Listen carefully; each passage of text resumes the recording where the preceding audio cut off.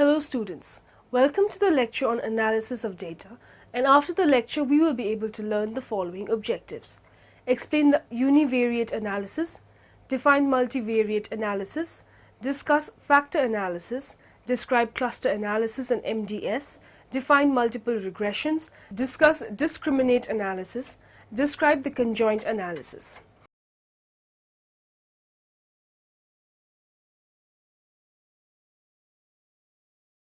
Let's start with a brief introduction to analysis of data.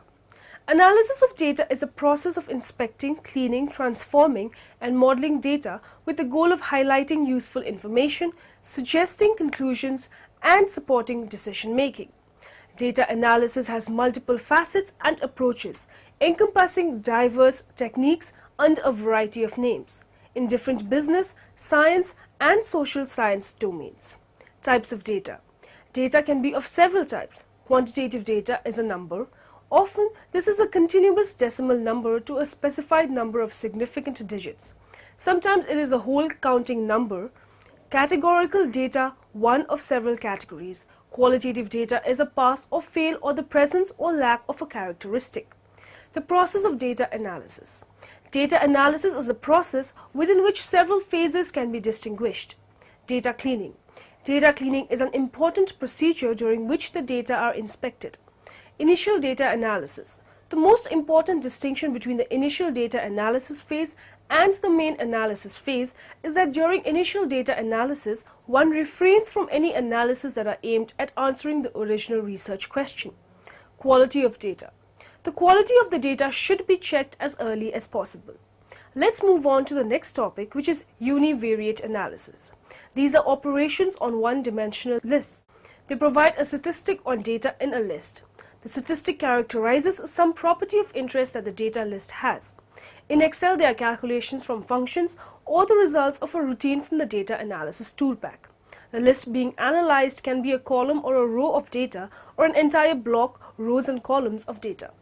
Function naming conventions. The NIST data sets for testing in univariate functions only give values for the following statistics: sample mean, sample standard deviation, sample autocorrelation coefficient.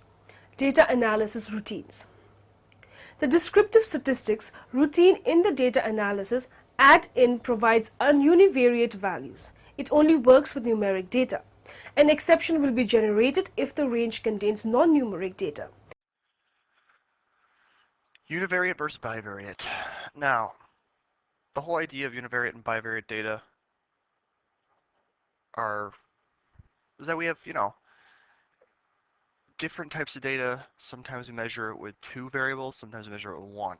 So it's all about the prefixes. Now in this case, uni, like if you're talking about a unicycle, this means 1 type of data, but bi, like a bicycle, we're referring to 2 types of data. So there's going to be 2 measurable sets for bivariate and only 1 for univariate. So this is, for the first question over here, which one will give us bivariate data? So we want 2 sets. Now if you look at answer 1, it says Miss Salim keeps a list of amounts of time her daughter spends on her social studies homework. This is only 1 type because all it's mentioned is time. That's the only measurable amount. So it can't be 1. Now 2 is going to be the answer, but let's talk about again why 3 and 4 aren't. And we'll go back to 2. For 3 it says he's going to record his customers' best video game scores, and he's only doing 1 type. So again, that's going to be univariate. With 4, same thing. Keep a track of just grades. He's just keeping track of grades. Again, univariate. But with 2, he's trying to see if the shoe sizes, which are measurable, are directly related to their heights, which is another measurable set of data. So for this reason, 2 is going to be our answer. 2 has the bivariate data. Now, another way they show you is sometimes with a table. Okay. Now, each of these does have 2 columns. So you can be very fooled and get confused because of the way the columns are set up. But with question or answer 1, you have side length and area, and those are both measurable. So you can measure the area and side. Now, hours worked and your pay, again, both measurable. So answers 1 and 2 can't be right because they're both bivariate. Now, with people and number of fingers, you can measure people, an amount, and you can measure the amount of fingers those people have. Okay. Now, the last one is 3. 3 talks about age group, and then for this one, all it does is give you a frequency or an amount, and that frequency directly relates to that age group. So because the frequency is related to the first column, this means that there's only one type of data that we have, and that type is the age group. So all we have in this type is ages of the people, how many of the people are between 20 to 29, 30 to 39. Okay. So univariate and bivariate really aren't a difficult concept as long as you look at the prefixes, but with these questions, it's more about reading and finding out what types of data you have and how they're measured. In multivariate analysis, 3 or more variables are investigated simultaneously, allowing us to consider the effects of more than one variable at the time. Broadly, multivariate techniques can be classified either as dependence methods or interdependence methods.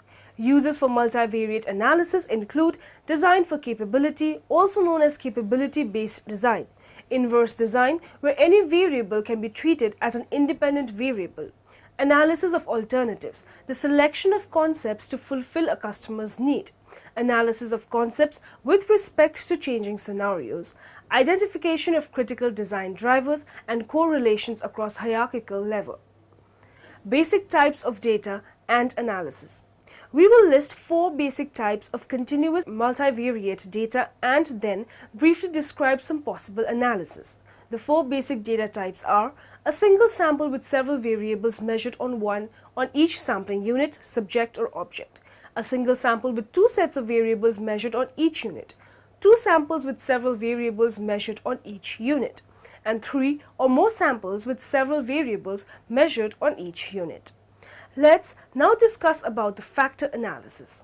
Factor analysis is a technique that involves the analysis of interdependence among variables. The term factor analysis covers a range of techniques that are related in that they examine the interdependence of a set of variables and redscribe them in terms of new variables that are linear combinations of the old. Communalities. If this model is correct, then we should not expect that the factors will extract all variance from items. Rather, only that proportion that is due to the common factors and shared by several items. In the language of factor analysis, the proportion of variance of a particular item that is due to common factors shared with other items is called communality. Factor analysis, the process. In using factor analysis, decisions need to be taken prior to its use. Factor analysis has certain requirements in its application. These provide information which can be used to decide if factor analysis is appropriate or not. The first of these is sample size. Factor loadings. Let us now perform a principal components analysis and look at the two-factor solution. Specifically, let us look at the correlations between the variables and the two factors or new variables. As they are extracted by default, these correlations are also called factor loadings. Interpreting the factor structure. Now the pattern is much clearer. As expected, the first factor is marked by high loadings on the work satisfaction items. The second factor is marked by high loadings on the home satisfaction items. Oblique factors. Specifically, computational strategies have been developed to rotate factors so as to best represent clusters of variables without the constraint of orthogonality of factors. However, the oblique factors produced by such rotations are often not easily interpreted. Hierarchical factor analysis. Instead of commuting loadings for often difficult to interpret oblique factors, in this strategy, we first identify clusters of items and rotate axes through those clusters. Did you know Anderson's 1958 textbook, An Introduction to Multivariate Analysis, educated a generation of theorists and applied statisticians? Anderson's books emphasizes hypothesis testing via likelihood ratio test and the properties of power functions. Now let's talk about the cluster analysis and MDS. The objective is to find out a group of customers in the marketplace that are homogeneous, that is, they share some characteristics so that they can be classified into one group. Cluster analysis has identified 3 distinct clusters: or groups. Group 1. People who spend less money but have more number of vacation days. Adventure seekers, students. Group 2. People who spend average amount of money and have average number of vacation days. 1 class train travel, 3-star hotels, etc. Group 3 are people who have very less vacation days but spend heavily in these few days. 5-star luxury, air travel, foreign trips, etc. Inputs for cluster analysis. Since cluster analysis is used for the purpose of segmentation of the marketplace, for using the cluster analysis technique, one has to go through the following procedure on a very broad level. Company identifies its own product capabilities, financial strength, and distribution network. Company identifies the basis on which the customers are to be clustered. Respondents who are part of the research work are given to fill up questionnaires. Different approaches to cluster analysis. There are various approaches adopted for cluster analysis. One extreme approach is to cluster respondents in terms of all available information about the respondent. Another extreme approach involves grouping respondents only on data that is directly representing the specific consumer need. Multi-dimensional scaling. Multi-dimensional scaling, or MDS, technique or perceptual map or positioning map is a multivariate analysis technique that is particularly suitable for measuring human perceptions and preference for products or brands. The MDS fundamentals is metric MDS, non-metric MDS. Methods to find. The number of dimensions, the configuration pattern of points in that dimensionality so that the ranks on the computer interpoint distances most closely match the ranks of the input data. Attribute space, objective space, and perceived space. Any product or service can be visualized as composed of both objective and perceived attributes and dimensions. A company has an objective description of its product in physical or chemical terms. Such an objective attribute space in which various brands are viewed as points positioned in space will usually not agree with the buyer's perception of the products. Applications of multidimensional scaling. Some of the typical marketing applications that emerge from the MDS technique are market segmentation. Market segmentation is the technique of trying to identify groups of consumers who exhibit commonality of perception of products and preferences. One can use MDS techniques to identify present perceptions of products by consumers. Advertisement evaluation. The MDS technique could be used at the stage of advertisement pre-testing. Once an advertisement has been developed, it could be tested for similarity, dissimilarity with other advertisements in the same product category. Product repositioning studies. If company is interested in repositioning its product or service in the mind of the consumer, the first and foremost activity to be done is to assess the current perception of the product in the mind of the consumer. New product development. The MDS technique shows us the various perceived perceptions of the different brands. Spaces, gaps in the product perceptions could be used to develop new offerings for the target consumer. Test marketing. The MDS technique can be used to identify cities that have similar demographic characteristics, and one could then identify a city which could represent a national character and use that city for test marketing. Advantage of MDS. The advantage of MDS methods is not in the measurement of physical distances, but rather psychological distances, also called dissimilarities. In MDS, we assume that every individual pawn has a mental map of products, people, places, events, companies, and individuals keep on evaluating the external environment on a continuous basis. Multiple regressions. The general purpose of multiple regressions is to learn more about the relationship between several independent or predictor variables and a dependent or criterion variable. Personnel professionals customarily use multiple regression procedures to determine equitable compensation. Did you know the earliest form of regression was the method of least squares, which was published by Legendre in 1805 and Gauss in 1809. The linear regression model, LRM. The simple or the bivariate LRM model is designed to study the relationship between a pair of variables that appear in a data set. The multiple LRM is designed to study the relationship between one variable and several of other variables.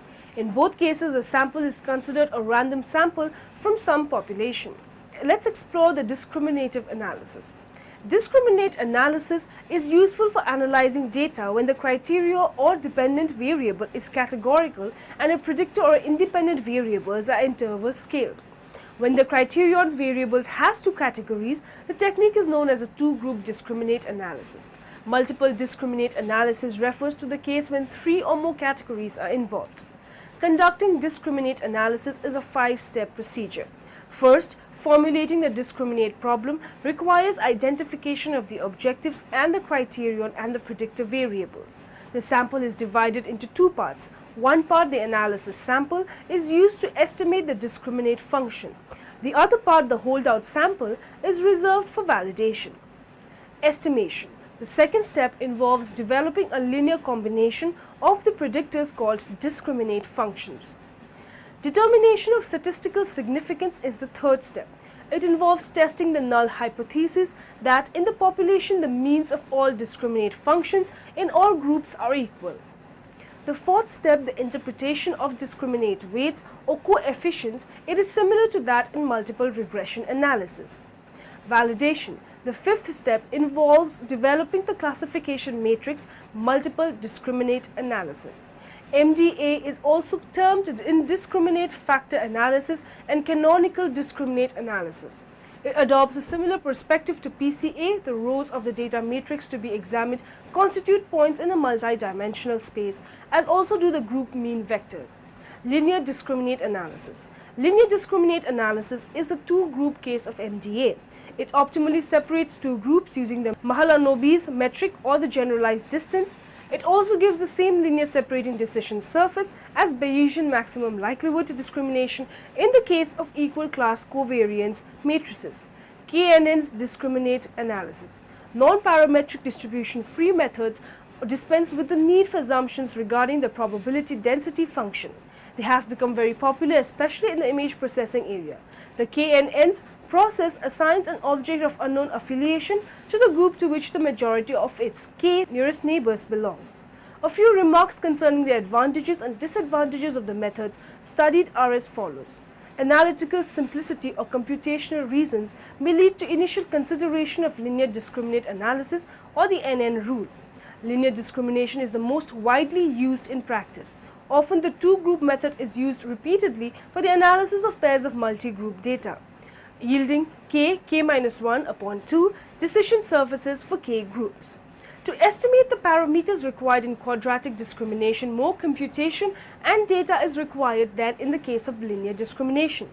The KNN rule is simply defined and implemented, especially if there is insufficient data to adequately define sample means and covariance matrices.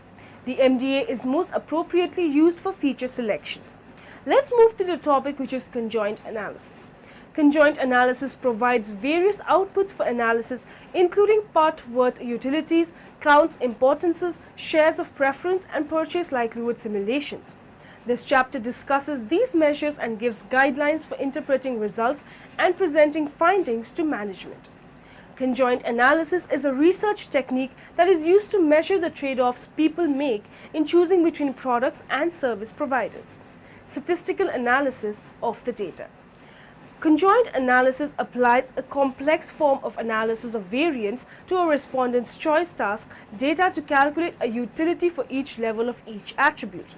These are basically index numbers which measure how valuable or desirable a particular feature is to the respondent. The idea is each respondent's choice task reveals something about the relative utility that he or she has for each feature. Conjoint analysis steps. The respondent is given a set of stimulus profiles constructed along factorial design principles in the full profile case. In the two-factor approach, pairs of factors are presented, each appearing approximately an equal number of times. The respondents rank or rate the stimuli according to some overall criterion such as preference, acceptability, or likelihood of purchase. In the analysis of the data, part worth is identified for the factor levels such that each specific combination of part worth equals the total utility of any given profile. The goodness of fit criterion relates the derived ranking or rating of stimulus profiles to the original ranking or rating data. A set of objects are defined for the choice simulator. Choice simulator models are invoked which rely on decision rules, first choice model, average probability model, or legit model to estimate the respondent's object of choice. Have you ever had to make a decision between two or more options in a situation where there are some things you like about one option and some things you like about the other? Of course you have. Now think of all the organizations out there trying to create successful products and services, not to mention sell them at just the right price. It's a complex, competitive world, and many managers are just making educated guesses about how best to appeal to consumers. Well, there's a proven approach for these product and service providers. It's called conjoint analysis. So what is conjoint analysis and what can it do for you? Conjoint analysis is a marketing insight technique for predicting how products you create or redesign should perform when taken to market. Companies win over consumers by putting in the right features and charging the right price. For example, smartphone manufacturers are packing more and more capabilities into these tiny devices, with billions of dollars at stake if they get the right combinations of features and price. Hotels and resorts fine-tune their facilities and service levels to appeal to specific target markets, such as business travelers or luxury vacationers. Consumer packaged goods companies tweak their packaging, flavors, and nutritional contents to appeal to new market segments and create successful line extensions. Now let's consider Jane, who works for a company that manufactures bazoogles. A rival company across town came out with a new bazoogle, and Jane's sales have gone in the wrong direction. Now she's got a crisis on her hands. Bazoogles can have 2 to 4 snozzles, large or small monitors, and varying levels of noise, zoinks, and whiz-bangs. The problem is, there are thousands of combinations of features, and Jane needs to come up with the right combination at the right price to regain market share. Jane has some ideas that she could concept test among a sample of potential customers. She could describe potential bazoogles and ask potential customers to tell her how much they would like to buy each one. Of course, she doesn't have enough time, money, or customers to do enough of these concept tests. What she really needs is a smarter, more scientific way to test thousands of possible bazoogles to find the optimal one. That's where conjoint analysis comes in. To start, Jane does some research so she can list the key attributes and levels of her and her competitors' bazoogles. For example, a bazoogle could have 3 snozzles, a small monitor, high noise, and shoot out 30 zoinks per minute. Conjoint analysis software systematically combines the features from Jane's list to show competing bazoogles at different prices. Consumers simply pick one from each scenario, much like they do in the real world. You can see why it's often called discrete choice analysis. Across a sample of respondents, numerous combinations are shown, and the software keeps track of how often different features were chosen at different prices when offered on different bazoogles. Using statistical analysis, the software estimates preference scores for each consumer in the sample. Combinations of features that are chosen a lot get high utility scores. In essence, conjoint analysis has taken a snapshot of each consumer's brain and derived a statistical model that quantifies the preferences that led them to choose different bazoogles and pay for them the way they do. It's almost like Jane has captured hundreds of virtual consumers with their decision-making rules within the software on her computer. She's now got a what-if market simulator that acts like a voting machine for bazoogles. She can specify any of thousands of potential bazoogles in her conjoint analysis software, and the virtual consumers will vote on those potential bazoogles versus her competitors.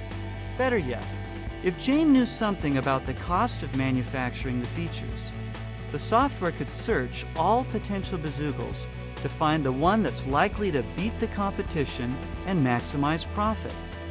Most any time people face decisions among different options made up of conjoined features, you could develop key insights into consumer choice using conjoint analysis. As you can imagine, the potential applications are numerous. And if you want to make more than one version of your product to target distinct market segments, conjoint analysis helps you do that too. Conjoint analysis is unlike common survey approaches that try to ask respondents what's important in a product and how much they're willing to pay. Instead, respondents choose from realistic product options like they would in the real world. The most commonly used conjoint analysis approach today is choice-based conjoint, CBC. It's based on some of the same theories that won Dr. Dan McFadden the Nobel Prize in Economics. We hope this presentation has helped to explain some basics of conjoint analysis and show how it can benefit those trying to create the right product at the right price for consumers. Now in the end, let us summarize what we have learned in this lecture.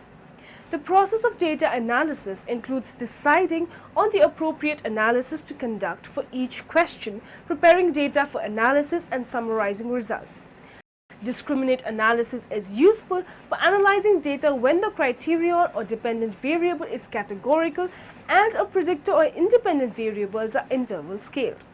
Conjoint analysis is a research technique that is used to measure the trade-offs people make in choosing between products and service providers. The best way to interpret utilities involve analysis of the gaps between utility levels within an attribute. Analysis of data is a process of inspecting, cleaning, transforming, and modeling data with the goal of highlighting useful information, suggesting conclusions, and supporting decision making.